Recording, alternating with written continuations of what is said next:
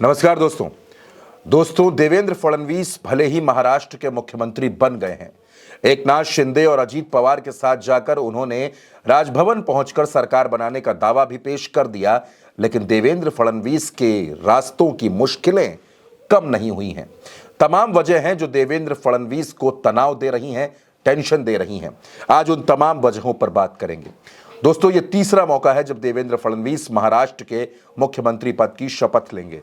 इससे पहले वो 2014 से 2019 के बीच मुख्यमंत्री रहे, उसके बाद 5 दिनों के लिए मुख्यमंत्री रहे, और अब जब भारतीय जनता पार्टी 132 सीटें जीती है और बीजेपी यह दावा कर रही है कि उसके पास 137 विधायकों का समर्थन है, क्योंकि 5 विधायक जो निर्दलीय हैं वो भी उसके साथ हैं, साथ ही साथ शिंदे के 57 विधायक और अजीत पवार के 41 विधायक, यानी ये महाराष्ट्र में प्रचंड बहुमत है, जिसका दावा महायुति की तरफ से किया जा रहा है, बीजेपी की तरफ से किया जा रहा है। लेकिन फिर तनाव क्या है, फिर दिक्कत क्या है? दिक्कत सबसे बड़ी है एकनाथ शिंदे। दोस्तों, जिस तरह से ये 12 दिनों का एपिसोड महाराष्ट्र में चला, जिस तरह से मुख्यमंत्री के पद का नाम का ऐलान करने में ये देरी हुई, उसको देखकर ये लगता है कि एकनाथ शिंदे के तेवर अगले 5 साल क्या रहेंगे, ये भी एक बड़ा सवाल है। एकनाथ शिंदे सरकार में रहकर पूरा कार्यकाल पूरा करेंगे, ये भी एक बड़ा सवाल है। और अगर पूरा करेंगे तो क्या एकनाथ शिंदे को भारतीय जनता पार्टी गृह विभाग देने जा रही है? क्योंकि वो लगातार गृह विभाग की मांग कर रहे हैं और विधान परिषद में सभापति का पद मांग रहे हैं। यानी एकनाथ शिंदे जो मराठा वोटर्स में असरदार हैं, जो बीएमसी में दमखम रखते हैं, वो देवेंद्र के लिए हमेशा तनाव बने रहेंगे।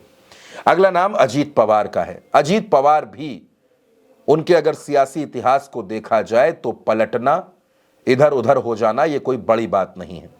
अजीत पवार पूरे समय, पूरे कार्यकाल महायुति में रहकर देवेंद्र फडणवीस का साथ देंगे, ये अहम सवाल है।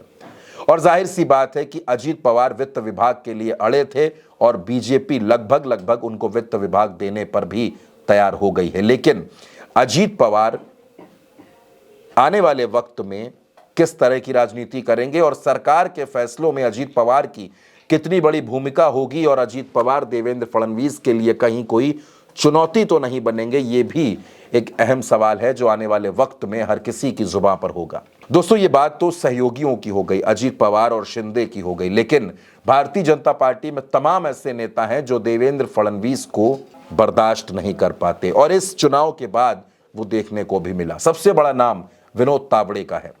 बीजेपी के राष्ट्रीय महासचिव हैं और मुख्यमंत्री पद की रेस में विनोद तावड़े आगे चल रहे थे, लेकिन विनोद तावड़े को मुख्यमंत्री की कुर्सी नहीं मिली। ऐसे में कहा जा रहा है कि विनोद तावड़े कहीं देवेंद्र फडणवीस की राहों में कांटे न बिछा दें।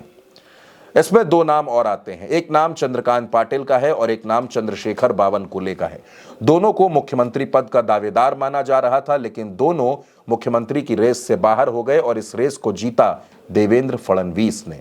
दोस्तों, इस फहरिस्त में नाम आता है पंकजा मुंडे का। पंकजा मुंडे पहले विधायक भी रही हैं और पंकजा मुंडे इस वक्त विधान परिषद की सदस्य हैं, एमएलसी हैं, भाजपा की बड़ी नेता हैं, गोपीनाथ मुंडे की बेटी हैं। पंकजा मुंडे और देवेंद्र फडणवीस के रिश्ते किसी से छिपे नहीं है। दोनों के बीच सियासी अदावत चलती ही चलती है, और इसीलिए शायद भारतीय जनता पार्टी में जब विधायक दल के नेता के नाम का ऐलान हुआ तो पंकजा मुंडे से भी देवेंद्र के नाम का समर्थन कराया गया, ताकि ये मैसेज ना जाए कि पंकजा मुंडे और देवेंद्र फडणवीस के बीच सब कुछ ठीक नहीं है।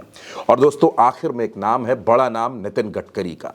नितिन गडकरी उसी बेल्ट से आते हैं जहां से देवेंद्र फडणवीस आते हैं, यानी नागपुर से आते हैं। देवेंद्र फडणवीस भी संघ के करीबी हैं और नितिन गडकरी भी। और दोस्तों, आप जानते हैं नितिन गडकरी उन्हीं बयानों के लिए जाने जाते हैं जो अक्सर वो सरकार के खिलाफ दे देते हैं।